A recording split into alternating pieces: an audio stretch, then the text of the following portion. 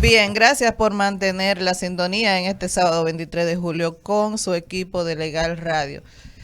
Amigos, sigue la extinción de dominio ocupando el primer lugar en en el Congreso Nacional y en los diferentes ámbitos de discusión. Hemos notado como muchos constitucionalistas, sobre todo, han salido no en defensa de la ley de extinción de dominio, sino tratando de enmendar algunos desconocimientos de derechos constitucionales y fundamentales que entiende que afecta esta ley.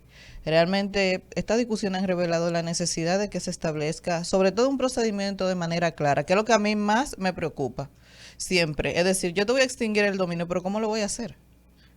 Y volvemos a aspectos coincidentes con otras figuras procesales. Entonces, Lo primero que es una ley tipo, es decir, establece un procedimiento, para algunos crea una jurisdicción, para otros no, solamente toma una jurisdicción y le da competencia para conocerla. Eso podría analizarlo, pero es una ley tipo, tiene un procedimiento que se aplica en muchos países, inclusive hay un modelo de ley de extinción de dominio, sí. ¿verdad? Por los organismos internacionales, que está a disposición de los estados para que lo tomen de parámetro para iniciar la creación de la ley. Entonces, yo creo que primero estas discusiones son sanas porque ocurren dentro del marco de la democracia. Vemos cómo, digamos, la Cámara Alta y la Cámara Baja pueden diferir. Decir, mira, no, yo creo que así como está, no, yo creo que podemos, y eso es parte de la dinámica de la democracia. Yo lo veo adecuado. Lo que sí es una realidad es que aún los más grandes detractores de esta ley nunca hablan de su inexistencia.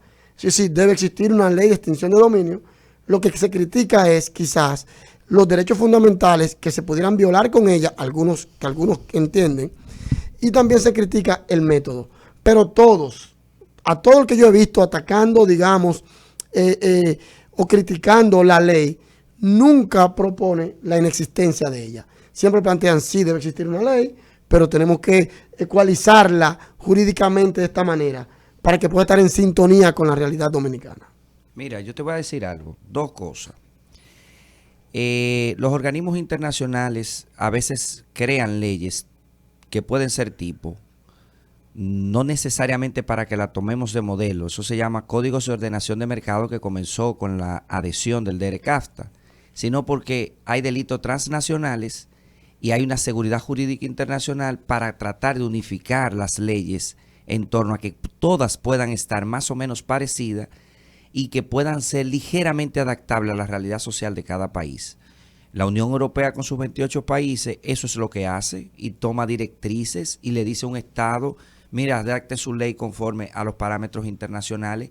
Ya no somos un país aislado, existe el derecho internacional público, el y la derecho OEA, de integración. con la MESICIC, por ejemplo. Claro, y es que después de la Segunda Guerra Mundial, que se crea la ONU, la OTAN y todos esos organismos internacionales trataron de regular lo que son los delitos y mantener un estado de paz a nivel de comunidad internacional. No veo que sea una imposición, ni creo que no deba de ser dada. De hecho, todas las leyes comerciales y de bolsa de valores y de eso tienen un parecido, inclusive hasta en los textos de redacción. Y hay un tema que se llama la UNCITRAL, la unificación de términos internacionales, y se recurre para cuando haya un vacío en la interpretación de la norma, poder ir a otros que hayan tenido más experiencia. Eso no debemos de satanizarlo. Ahora también hay otro tema, y por eso me gusta el derecho, por eso estoy sentado aquí hoy, por la diversidad de opiniones que regula una ley. Pero nunca debemos de caer en el relativo. Leí un libro muy bueno que se llama El relativismo de la verdad. Eso es lo que yo pienso, es lo que tú piensas. No, debe de haber criterios objetivos que nos impidan pensar en que podamos llegar a una conclusión. Es necesaria la ley de extinción de dominio.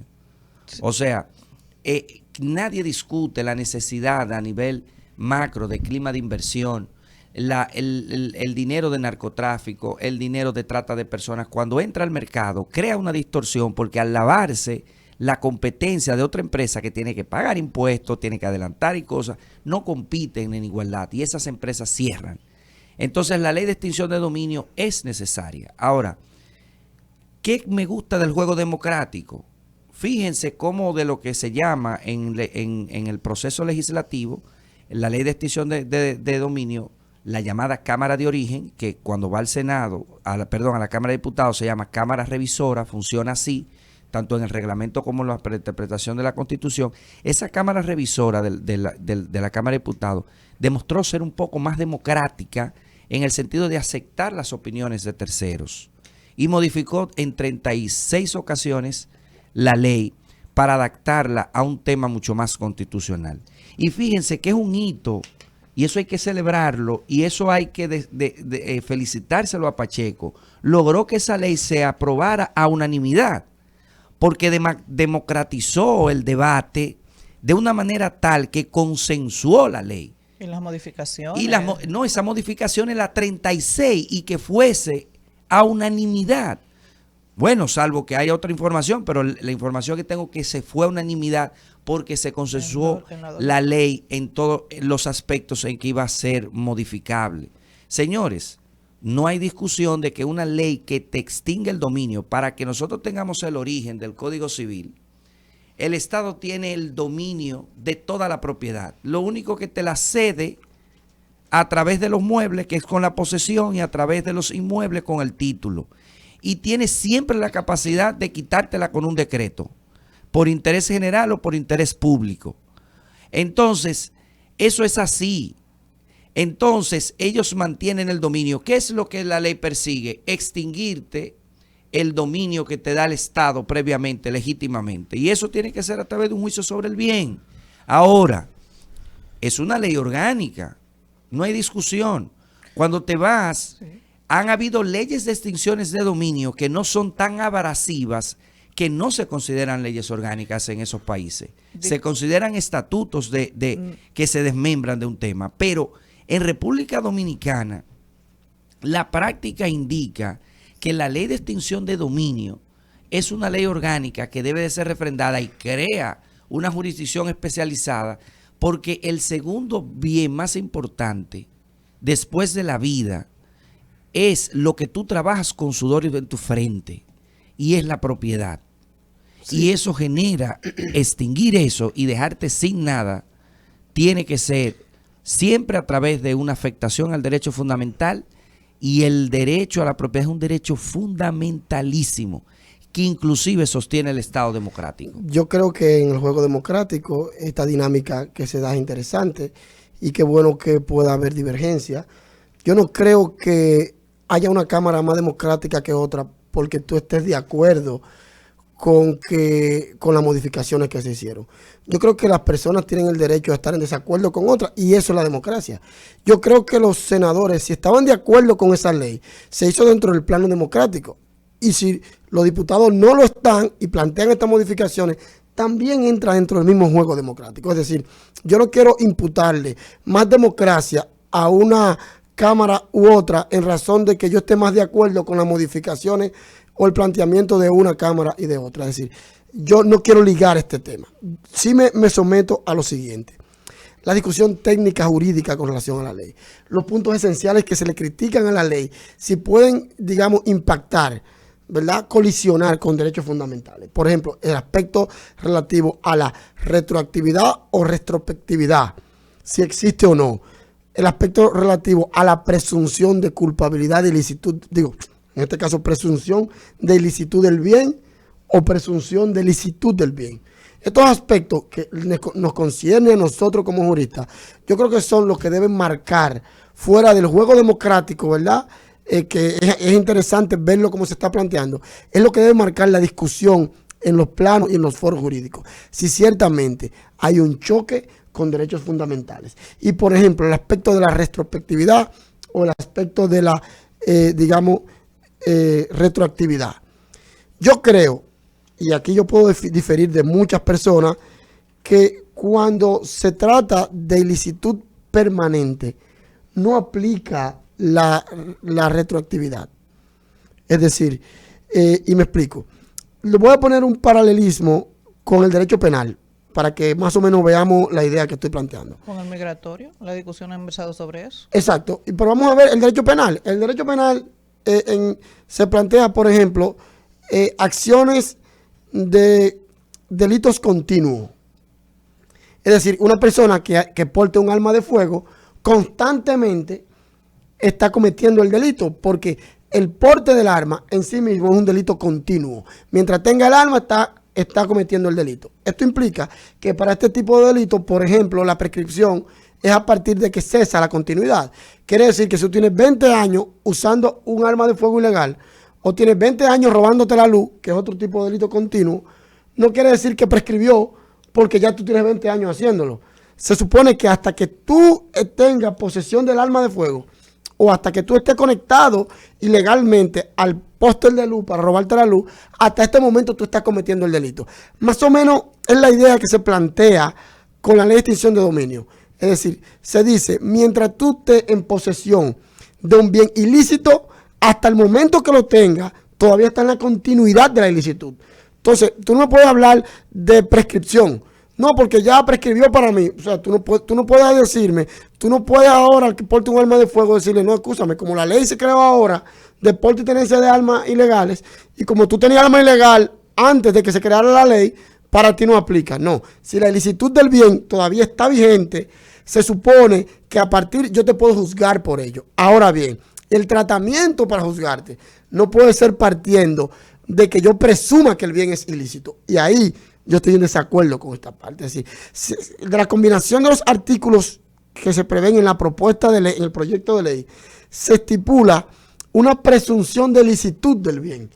Y eso está mal, porque yo no puedo tener un bien y que yo tenga que hacer un juicio, como bien dijo Manzano la semana pasada. El juicio no es para demostrarte a ti que el bien es ilegal. El juicio es para que tú demuestres que es legal. Y eso rompe con toda la lógica jurídica y con ese aspecto de la, digamos, de las modificaciones propuestas por la Cámara Baja. Yo estoy de acuerdo. Mire, yo entiendo que no es tan simple como que yo te diga, yo voy a extinguir tu dominio sobre este bien, porque yo te vinculo como Estado, como sistema, a una actividad ilícita. Inclusive el lavado de activos es una inversión del fardo probatorio. La carga probatoria, la actividad probatoria se dinamiza. Tú tienes que demostrarme, justificarme que tú compraste eso con una actividad ilícita. Pero en cuanto a esta ley, hay varios aspectos. Una es la forma de aprobación. Han existido discusiones a ese respecto. Inclusive, hubo una teoría donde dice que, aunque afecte derechos fundamentales, sí puede ser ordinaria por reserva de ley y por una observación presidencial. No la he analizado a fondo, pero es una idea que pudiéramos mañana comprar y estar de acuerdo. Pero otro aspecto que también ha traído varios de los comentaristas, de los juristas que se han referido a la misma, señores, los derechos que afecta. Sí, te afecta la propiedad, con independencia de que sea un bien mueble o inmueble, porque nos hemos enfocado mucho en que el derecho sobre la propiedad en virtud de la propiedad inmobiliaria que establece la Constitución, y nos hemos olvidado de lo mobiliario, de las acciones de empresa, que creo que es un tema que a Manzano le interesaría, de los activos corrientes en banco. Sí, no es tan simple como que tú tienes una finca y te la quitan. Es que se puede ir de bruces el trabajo de toda una vida en lo que tú demuestras que en el 75 tú depositaste en un banco 1.022 pesos con 47 centavos y que a partir de ahí tú te convertiste en un comerciante próspero cuando no existían los controles que hoy existen. Entonces, el riesgo que eso implica. Con relación a la continuidad o no continuidad de derecho que establece Joel, si yo me robo este celular, a partir de ahí, nada va a cambiar el aspecto o la característica de ilícito de mi posesión sobre ese celular. Pero Manzano decía ahorita, en palabras sencillas, toda la tierra es del Estado. Tú compras la tierra y el Estado te cede el dominio por esa tierra. Entonces, vamos a decir que si yo tengo el dominio por medio de un terreno, por medio de los procedimientos que establece la ley con apariencia de licitud, eso también es un delito continuo, porque ahí hay una aprobación estatal. Se supone que yo pasé los filtros del Estado. Entonces, ¿cómo tú me vas a decir a mí que ahí no va a aplicar una prescripción o que no va a aplicar una presunción de licitud sobre ese aspecto? Porque inclusive el tema inmobiliario per se te trae a ti una posesión pacífica, también te la va a llevar de plano. Porque alguien suponga que tú estás vinculado con un ilícito.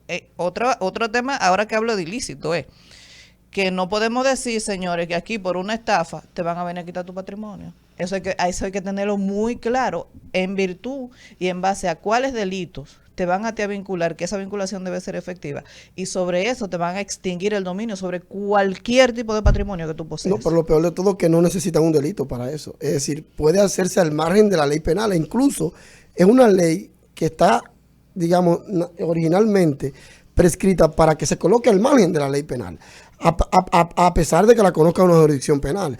Es un bien, es un juicio al bien, que eso agrava, digamos, tu temor. Ahora, lo que sí es bueno aclarar lo siguiente, mira, el tema de la presunción de licitud y el tema de la prescripción, a mí me gusta enfocarlo de dos puntos diferentes de vista. Yo estoy de acuerdo con que no puede ser presumido ilícito el bien. No puede ser presumido ilícito porque bastaría, esa ley se convertiría en un instrumento político a tales fines. Un político de política criminal, no me refiero, y también puede ser de política partidaria. O sea, se convierte en un instrumento que si ahora mismo estamos frente a un Ministerio Público responsable, de mi punto de vista, o sea, está en buenas manos el Ministerio Público, que es el órgano a quien llama el proyecto de ley a dominar, ¿verdad?, este aspecto. Sin embargo, esto pudiera variar. Incluso esto le da todavía más sentido a la, digamos, a la actitud del gobierno de procurar modificar la Constitución para crear un Ministerio Público independiente, no solo funcionalmente, sino con mecanismos constitucionales que le permitan, ¿verdad?, esa independencia, para evitar que cualquier político que llegue al gobierno coloque un ministerio público que instrumentalice esa ley de extinción de dominio. Entonces, ese enfoque primero de la ilicitud del bien, yo creo que es incorrecto. Es decir, presumir la ilicitud del bien es incorrecto. Ahora, el enfoque de la prescripción, dado la continuidad en la ilicitud, yo creo que no aplica en este caso. Si no puede aplicar la prescripción, de mi punto de vista, a pesar de que cruzaran los filtros. ¿Por qué? Porque tú bien lo dijiste ahorita, Evelyn, y es que a propósito, incluso de la ley de lavado de activos, y parte del mecanismo de lavado de activos es tú darle apariencia de licitud, y de tú colocar en el mercado un bien que tiene una naturaleza ilícita como un bien lícito. O sea, y esos mecanismos, como pagos impositivos, declaraciones falseadas también, incorrectas, de dónde tú obtuviste el dinero y todo lo demás, lo que hacen es que convierten ese proceso de licitud en un proceso doloso, porque tú declaraste un origen de los fondos que no era el origen correcto, y el dolo lo corrompe todo. Mira, vamos, esa discusión de que si prescribe o no prescribe, yo creo que es suficiente, o la continuidad de los delitos es suficiente como para un programa aparte. Pero también entiendo que en nuestro ordenamiento interno tenemos bastante, señora, a nosotros nos faltan leyes. Y que conste, yo estoy de acuerdo para determinados delitos, pero claramente, puntualmente. Mira, la extinción de dominio va a perseguir los bienes adquiridos por este y este delito. Pero el caramelo envenenado te lo están vendiendo como que te van a quitar los bienes. Pero el dueño de los bienes no es un fantasma, no es un extraterrestre, señores. O es una persona jurídica o una persona moral, física, perdón. Entonces, a final de cuentas, que no te están juzgando a ti por una conducta penal per se, pero la consecuencia la está pagando una persona física. Y la está pagando como si fuera culpable. Sí, o una persona moral, pero y le está pagando como si fuera culpable, porque aquí indirectamente te están vinculando a un ilícito. Entonces yo creo que eso debe estar bien, bien claro. Y sí estoy de acuerdo con la jurisdicción especializada en ese sentido. Sí estoy de acuerdo. ¿Por qué? Porque eso trae y refuerza algo que a nosotros nos afecta en el sistema de justicia, y es la inseguridad o la seguridad jurídica, como quieran denominarlo. ¿Por qué? Porque tú te vas a ir a un tribunal donde debe tener una línea de decisión y donde se va a garantizar o se debe garantizar lo que hablábamos al principio. Cuando tú tienes un cuadro fáctico, tú debes tener una idea de por dónde viene la decisión. No es que tú sepas cómo el juez va a decidir, porque si te van a imponer una fianza, tú no puedes decir que la fianza va a ser de 5,000 o de 10,000. Pero con ese cuadro fáctico, la mayor probabilidad es una fianza. Y eso es seguridad jurídica. Y en este aspecto es muy, muy importante que la ciudadanía, no yo, ni tú, ni el empresario, que la ciudadanía tenga un respaldo mínimo de que tiene sus bienes y su patrimonio garantizado. Mira, te voy a decir algo. Lastimosamente o agraciadamente, por la forma de mi ejercicio tuve que trabajar casi todas las materias. Y cuando yo veo la discusión reducida mínimamente a discutir la ley de extinción de dominio, a un reducto de términos jurídicos, de que debe de ser aquí, de que debe de ser aquí, me da mucha pena. Me da mucha pena porque cuando tú estás discutiendo en temas de medio ambiente, muchas veces la discusión son de temas tan técnicos que los abogados nos quedamos callados durante todo el tiempo. Cuando estamos hablando en temas financieros, cuando estamos hablando en temas de contratos, de financiación de grandes proyectos, los abogados muchas veces participamos poco.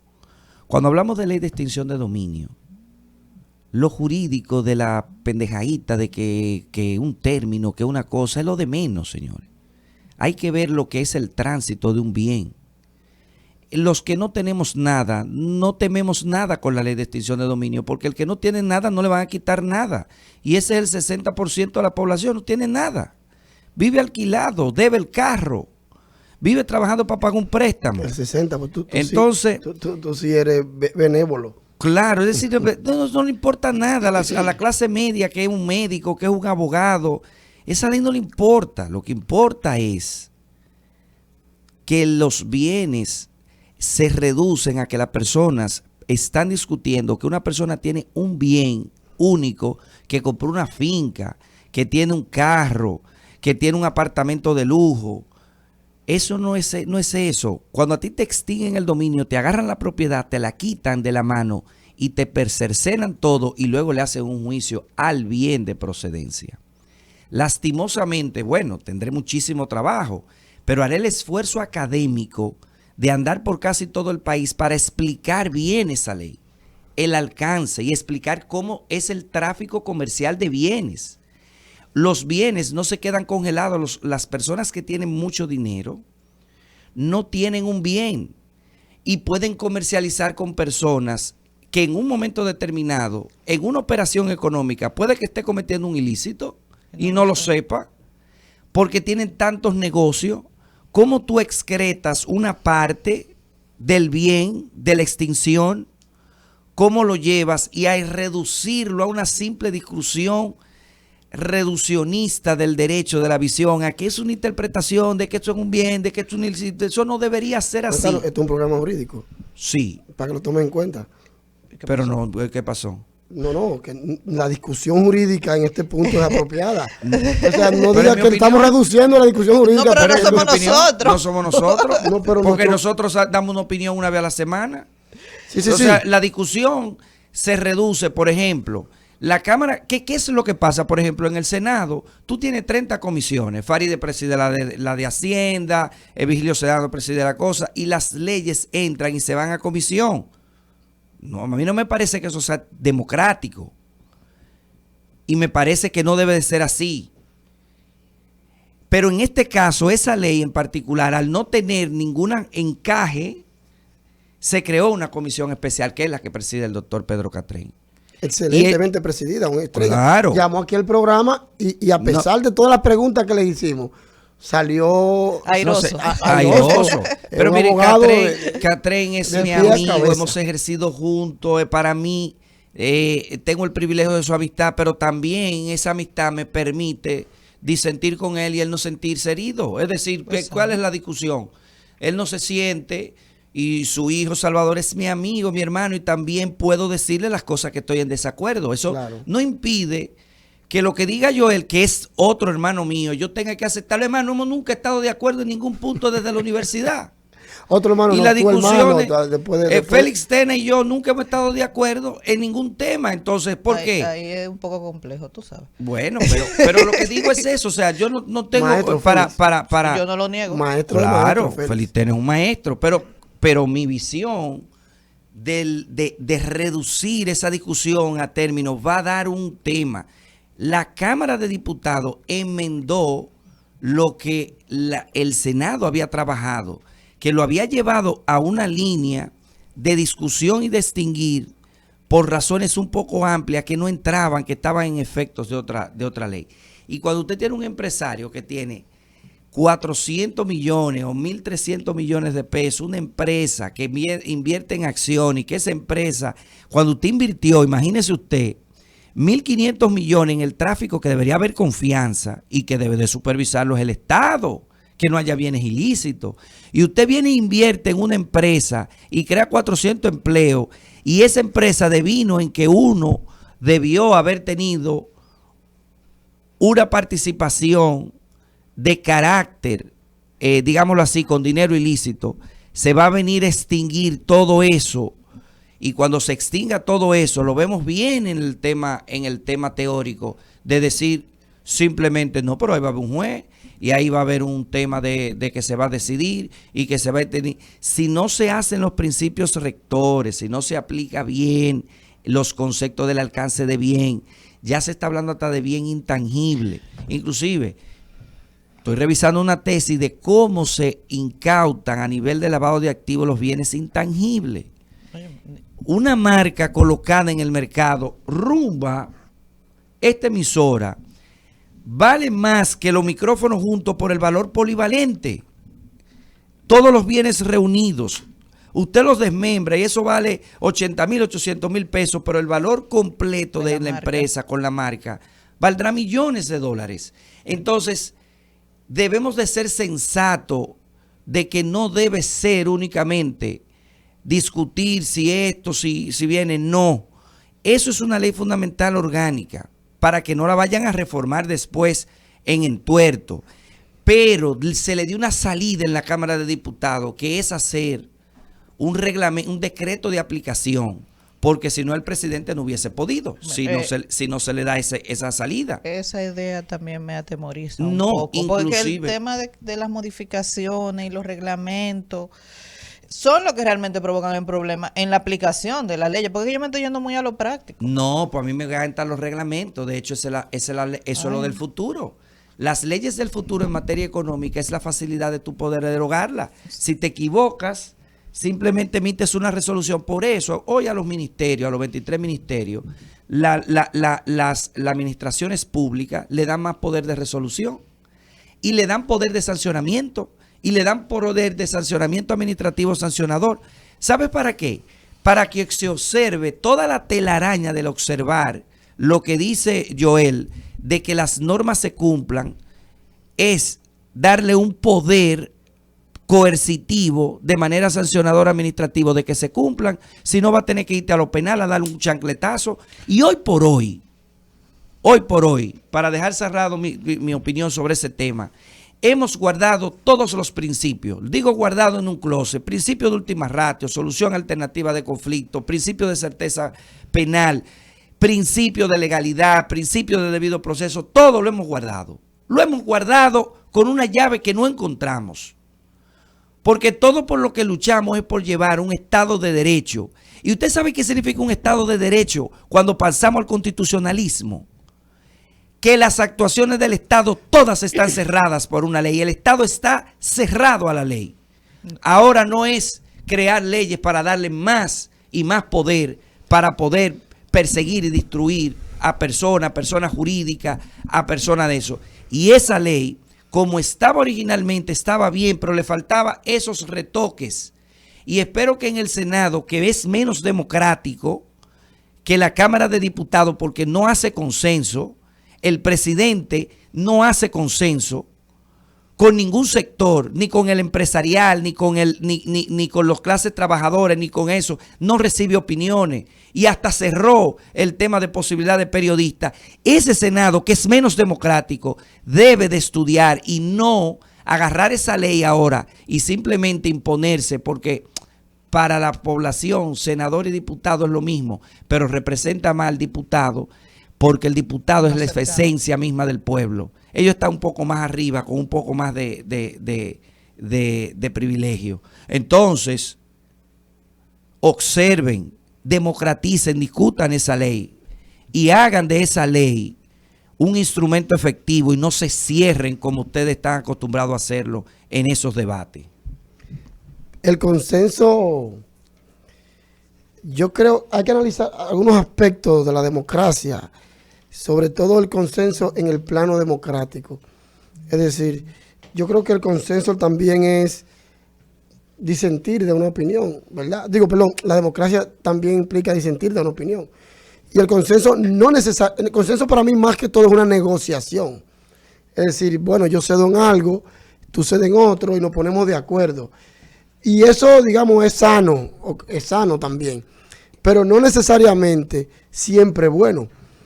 Por eso quiero decir que el hecho de que... ese consenso que yo me refiero. No, lo que quiero decir... de que se escucha a los constitucionalistas que están diciendo que es pero eso no es orgánica, consenso. y eso, dicen que no. Escuchen a los administrativistas, escuchen a los de cosas. Yo no estoy hablando del consenso de ir a buscar políticos y decir, mira, bueno, vamos a revertir esta ley. Si me no es de ese consenso que yo estoy hablando. Sí, Vamos a poner las cosas como son. Sí.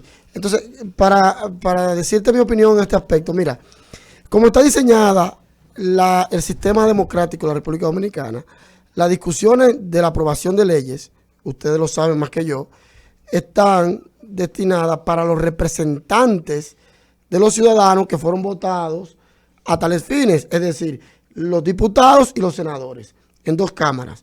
Y ustedes conocen el origen que esto tiene del siglo XVIII, XIX, Revolución Francesa y demás, y el inicio del Parlamento, ¿verdad?, que básicamente le dio fin al modelo feudal.